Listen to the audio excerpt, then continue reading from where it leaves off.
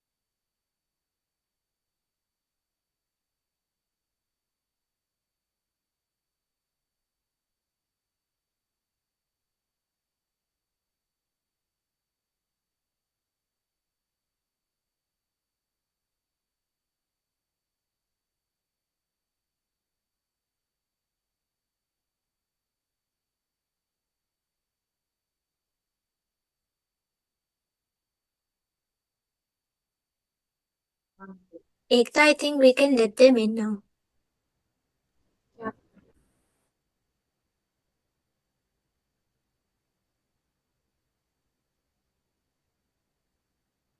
Should we?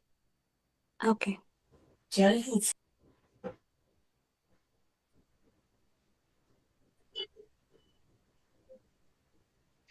Good evening, everyone. Good evening. Good evening. I just have a question. Will we be getting the recording of these sessions? Ma'am, we are going live, so we'll be giving you the link from YouTube, so you can access it anytime. Okay, okay, fine. Thank you. Okay, we'll be starting in 1 or 2 minutes, everyone. because we are waiting for more participants to join. Thank you for coming. Good evening, everybody.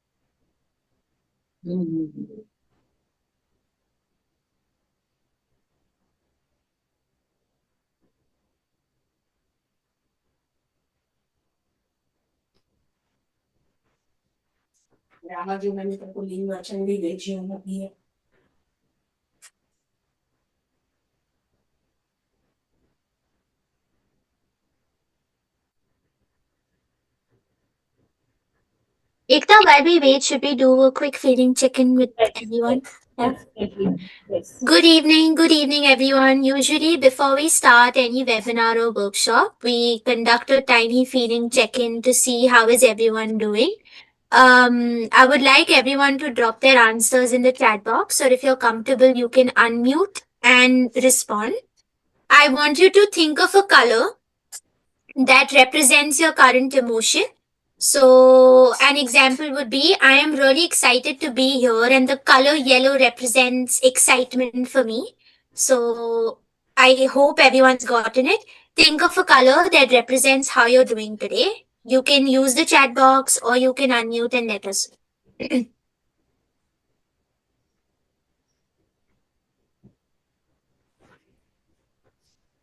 Ekta, you can also start. You can also give us a color. I would give yellow. Yellow, I feel it's a color of energy. And I'm feeling very energetic right now. Nice. We have got a response. I am feeling green, fresh, and alert. Green, fresh and alert. Hansa, how about you? I think I'm also feeling green. It's like a green signal for me. Okay. Saying I'm feeling red, full of energy. Nice. Prachi, how about you? I am feeling pink, a little bit of happy and a little bit of excited. Wonderful. Nice. So there's blue, excited to learn. Red, full of energy. We got green. Anyone else?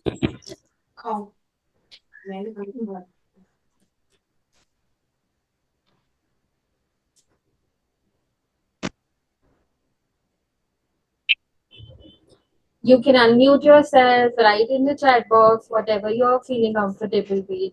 Bindu ma'am is saying, I'm feeling I'm pink, feeling happy pink. to be here. Yellow.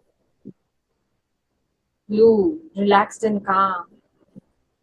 We have got blue, excited to be, excited to learn. Wonderful. So many responses. I think mostly everyone's here. So Yeah, we can start now. we can start. Share my screen. And before that, I would like to take a moment to introduce me, myself, my company, and everybody who is present here with me, my team. So I'm Ekta Juswani. I am a developmental psychologist and social, emotional, ethical, and learning department head at NGN Learning. I have Zaheda Jeewa with me. She's a lead developmental psychologist, and right now she is working in Bombay, having a lot of schools, working closely with schools. And I have Hansa Solanki and Prachi Mishra with me. They both are school psychologists, and they are working with students, schools, and teachers 360-degree level to help everyone with mental health well-being. Today we'll be talking about emotionally safe classrooms and why NGN Learning is talking about it. We have been operating pan India. We are a platform provider for schools, and we provide services like workshops, books, course books. We have our own pre-primary curriculum for social emotional learning as well, and we also provide counselors to the schools and much more. And without wasting the time, I'm going to share my screen and I would like all of us to watch a video first.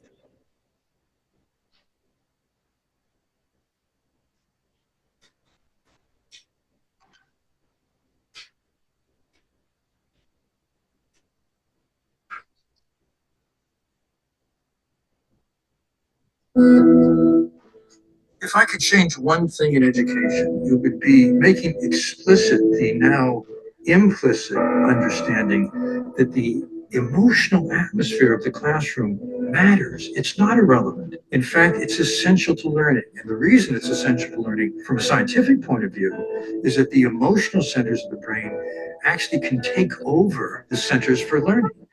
And so our attention goes from what the teacher is saying to that thing that's upsetting us. And the failure to understand this, I think, handicaps education as a system. So if we were to make explicit the fact that, yes, it matters that students feel safe, it matters that students feel calm, it matters that they're attentive, and they won't be attentive unless they're calm. And now that we're ready to learn, we can go ahead. पापा के दिया आज Okay, how many of you feel like emotionally safe classroom environment is important? You can raise your hand or show us thumbs up, use some emojis to show your agreement or disagreement around it.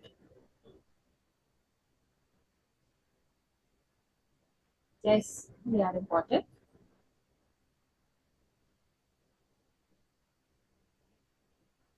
True.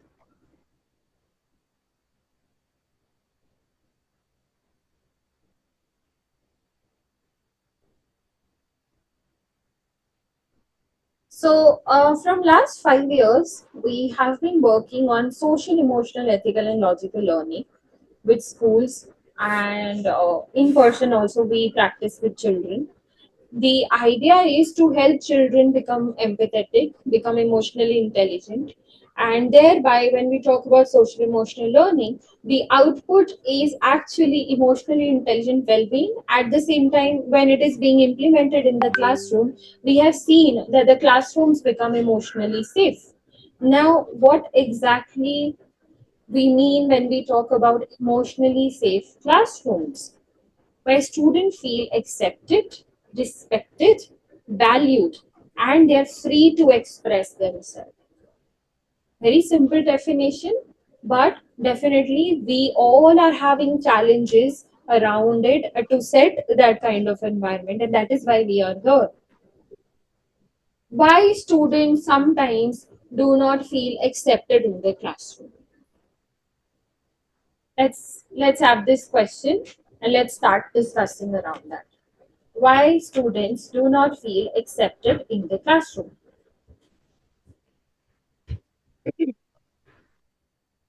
Anyone? There is no right or wrong answer. I think a lot of times students have this fear of being judged.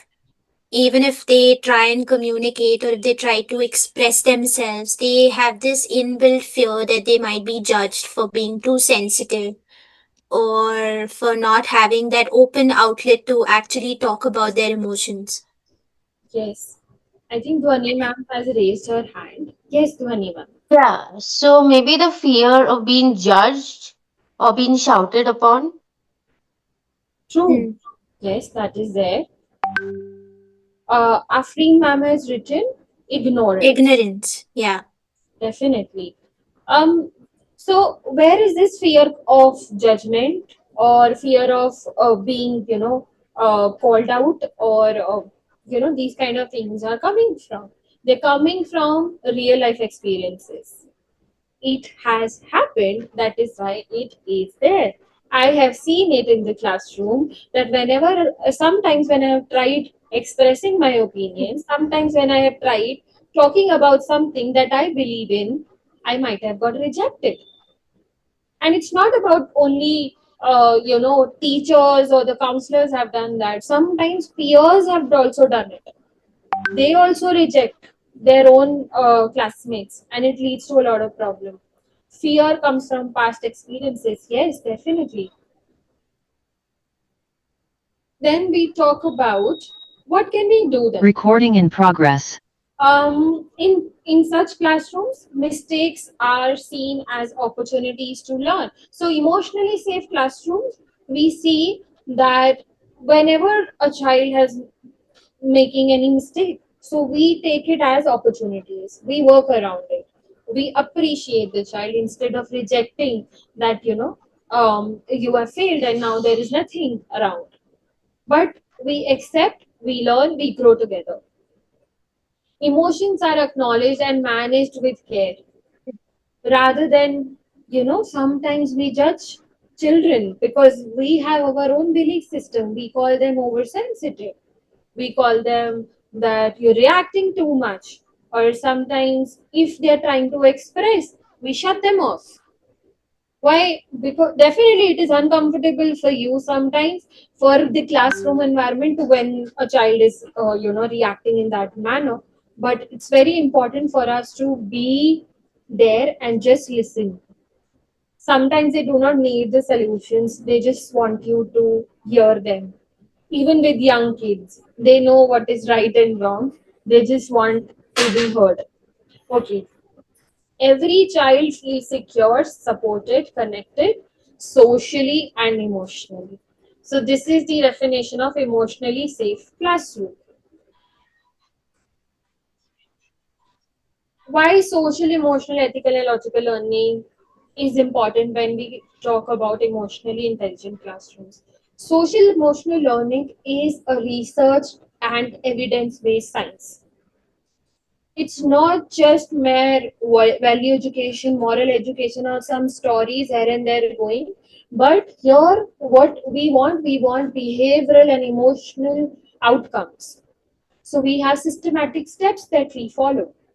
Emotionally safe classrooms are actually byproduct of when some practices are being done by the teachers and by the school consistently, and that results into emotionally safe classrooms. How we can do that?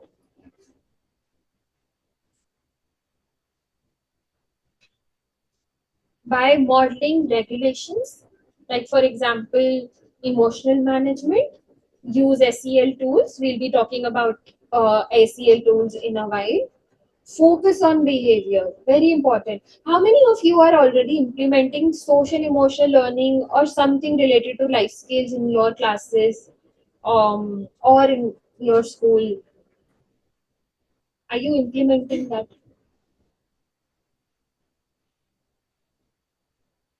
Yes. Wonderful. Great. Okay. That's really nice. And if some of you are not doing that, please start doing it. Definitely, it's a process. It takes time, but you become the change maker. We always say teachers, those who are implementing SEL in their classrooms, they are SEL coaches. Why? Because being an emotionally intelligent teacher, it's a task. You have so many things to do, you have so many responsibilities, curriculum, and then your home responsibilities. Apart from that, school is there, so many children are around you, and yet you take out time to do something which would bring change in life. So it focuses on behavior and set emotional norms. You have certain norms that you can set to make your classrooms emotionally intelligent. We'll be talking about that today and tomorrow in specific with specific examples. Build trust. How trust gets built? By respect and consistency. When you are saying that you are there to hear them and you are actually there. When you say we will not judge, we will not judge each other, and we are not actually judging each other. So those kind of practices, when they are done on a consistent basis, it actually creates the difference. Social emotional learning globally, it is having 5 major domains. However, NGN learning has 9. because after doing good amount of research, we found that in Indian context, we require additional 4 skills. So I'll be talking about each one of it in brief, and we will also discuss some examples. We have self-awareness.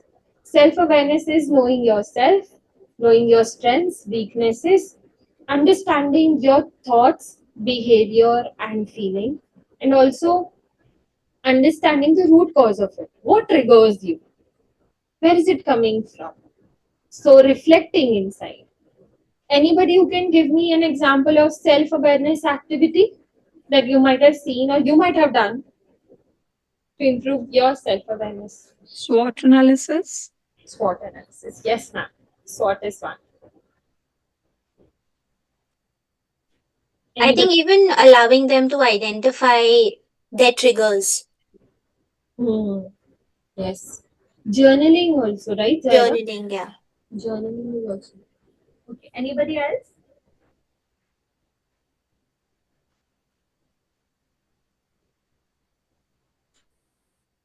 Okay. Next is self-management. Self-management actually talks about managing your thoughts, behavior, and feelings. You also manage your time, you manage people around you. Whatever that is around you affects your emotions and affects your emotional well-being, you manage it. And that comes under self-management. Emotional management is a very, you can say, foundation of entire self-management thing, because once you learn to manage your own emotions, you can help others out as well. Now we might have seen that children sometimes are not having that vocabulary to express themselves. So especially for young children, you'll find that for them sadness, anger, and worry, 3 things are same. But if I will tell you that I am worried right now, the management strategies that you will give me will be different from when if I'll express that I'm angry, right? So teaching children right vocabulary also helps in self-management. So if we are implementing social emotional learning in the classroom, it should be developmentally appropriate. That means self-awareness comes first and then self-management comes. You cannot talk about self-management until unless self-awareness is already there.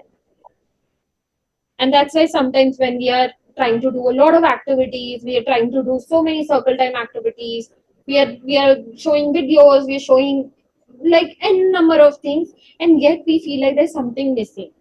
The progression is missing. And as I said, SEL is science.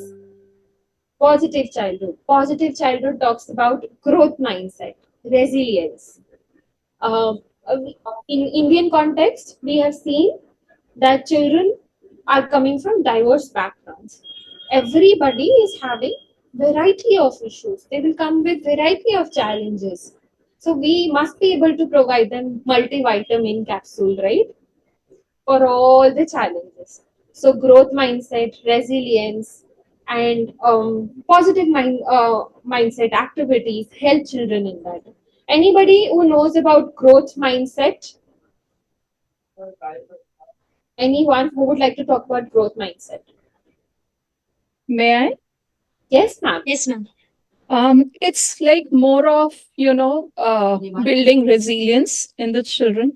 And it's always like keeping that learning is forever. Like I'm a dire follower of Indra Nooyi. So like, and the statement which she gives, no, you just have to keep in mind that you have to be learner throughout your life, because I've been so.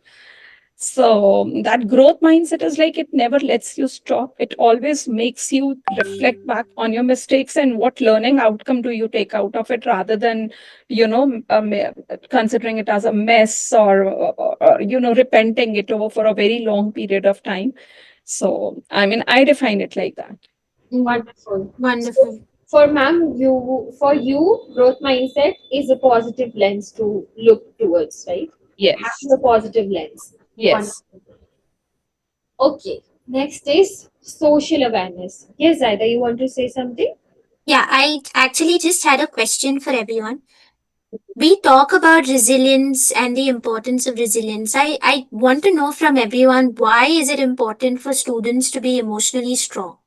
Or how is it going to benefit if a child is mentally very strong, emotionally very strong? How do you think it's going to benefit them in like their overall development? They will stop seeing failures as a setback, rather they'll start taking it as a feedback.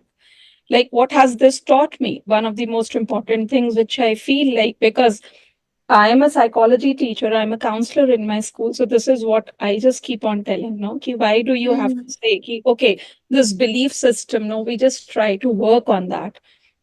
So obviously we have to change this mindset. Uh, it comes gradually, but it comes. True, true. That is so important. I mean, looking at failures and, working around that. Yeah, because They you can are also, predictable. Avoid them. Yes, Dhwani ma'am, you want to say something?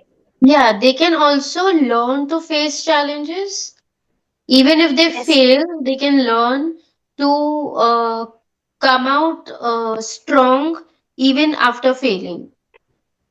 True, true. And ma'am, it's so important in today's time, currently, where we know environment is not supporting ये children. जो है Yes. Social emotional ethical ये तो मैंने join किया था Uh, क्या okay. So we know that the environment is not supporting children to actually fail. We are talking about you need to have grade A, you need to perform better. There are so many movies out there. I was also watching, and I will share with all the teachers and counselors also. It's a Tamil dubbed movie. It's in Hindi as well. And they're talking about how children are being, sent to schools with so much of expectations that their diversity, their uniqueness is being killed. And we really need to work around it, and we need to teach them that failures are actually gonna help you to grow better. You're failing because you're trying, you're doing something. That perspective needs to be there.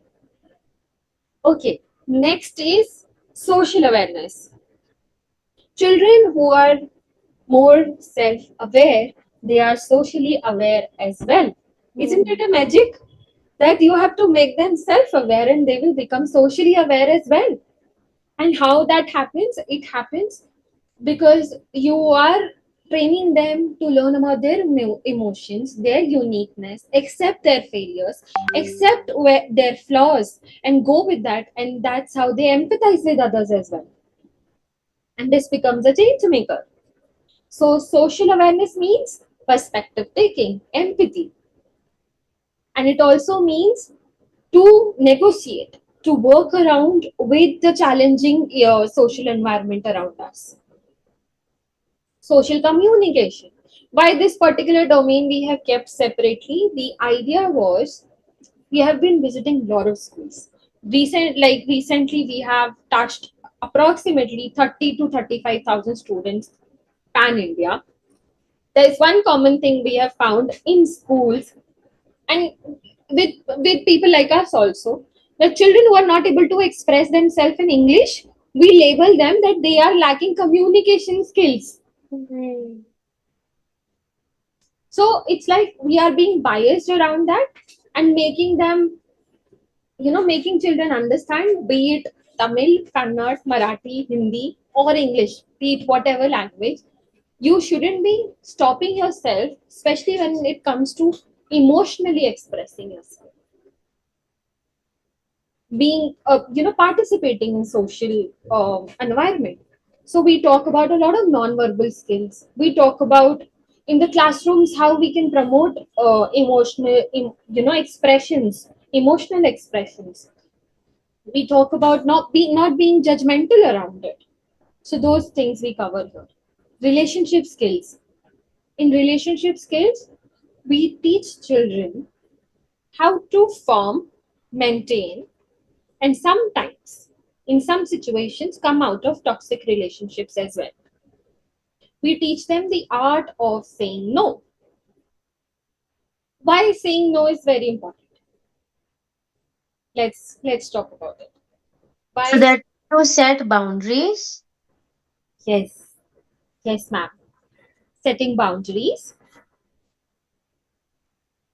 And moreover, it is like it brings us out of from being a people pleaser to self pleaser. Like if I already have too much on my plate, sorry, I can't take anyone else's bite. No, so that's one of the most important things. It's really important to learn to say no. Though I mean, even we learned it very late, but eventually we learned it.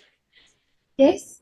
And ma'am, this notion that if you're saying no or if you're rejecting something which is not possible in your emotional and physical density, you're not emotionally intelligent. You're selfish. That is also there. So we also feel like that, this is because of the collectivist idea of families and the society we are in. We are being taught to listen, to agree, to participate, to not to come out of relationships, to maintain them. And that is the ideology that is being promoted, and children are also learning that. And what it leads to a lot of, sometimes they take risk taking behavior. They don't know how to say no. They can, they're not able to come out of negative influences in life, and they feel suffocated, though they know what is ethically and morally right. They go in depression as well. Yes, they go in depression. It leads to anxiety disorders. This So is how the baggage of emotional generational trauma is passed on. No, I did it, so you owe it. You are my heir, so you have to bear that burden. This is how it actually goes on. true, true. And it's difficult, ma'am. When we are teaching children how to say no, like it's some activities are there in grade 4, 5, and 6. We see that teachers are taking a lot of interest in that. Why? Because we as adults also we are facing the problem in that particular domain. How to constructively say no. I think I remember one of the school we took a session and 30 minutes went into teachers exercising this idea how to constructively say no. They were writing, if I'm saying no, how should I, make sure that the other person is not getting offended. It's also the guilt that we carry. Yes, it's the There's guilt. so much guilt when we say no. We don't want the other person to feel bad. True, true, true. So teaching children, that is very essential, especially it is part of critical thinking. It is part of analyzing, and we know prefrontal lobe is still developing for a lot of children. So relationship skills with critical thinking, we teach children, and in alignment with that, we have cognitive skills also. Cognitive skills actually talk about analyzing a situation, working on your creativity, understanding your unique cognitive ability. Sometimes your learning style can be different. That doesn't mean you're not intelligent. Your, your skills might be different from others. That doesn't mean you're lesser than others. So those things, making them understand their cognitive uniqueness is very important, and we touch upon those things. We also talk about your working memory, how to build upon your, some academic skills that would help you to learn better. So those things we touch upon. Problem solving skills. From very young age, we can teach children about identifying problem. Often children are not able to identify the problems, and we expect them to solve it. So training them on identifying, helping them systematically solving a problem, we touch on these skills. We have responsible decision making. In that, we talk about critical thinking. We talk about teaching children how to make ethically wise decisions, and also help them in questioning the realities that are coming to them. Maybe something coming from social media, something coming from news, or they might be hearing from peers. They need to question it and not just believing by it. So those things we cover here. Anybody who's having any doubt regarding these 9 skills, because the entire 2 days thing is dependent on these 9 domains. These are the foundations that we have covered. If not, then I'll move on to the next.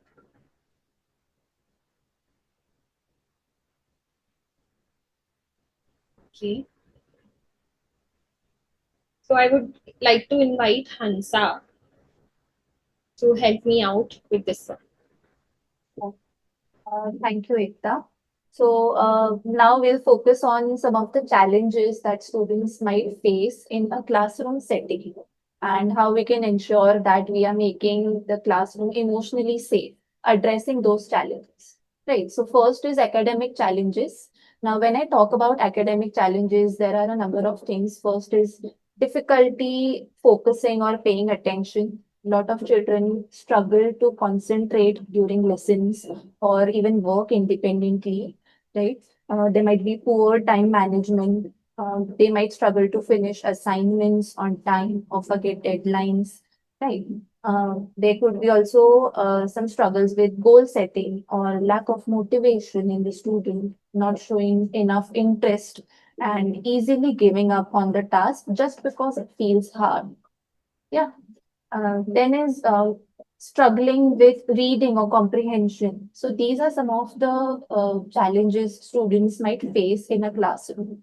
And some of the solutions we could do is teach them self-awareness that, it's okay. First of all, acknowledging that you have this challenge is a whole lot different story. And then trying to come up with strategies, trying to help them to set priorities or create daily or weekly schedules might help them to work on all these challenges step by step, right?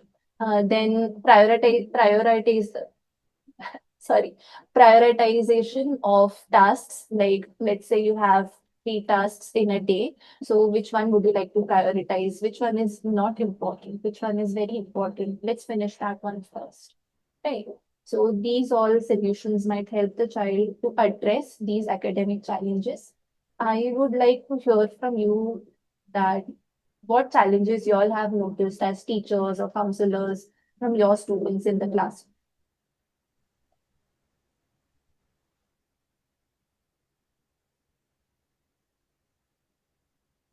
Anyone? Anyone? Can you repeat your question? So I asked, what challenges you as a teacher or as a counselor have noticed in your students in the classroom, academic challenges? The biggest challenge which I see is like they're not able to write at times, or like it is like they're thinking something else and writing something else, and then later they are like, oh, I make this mistake? They are not even able to realize that.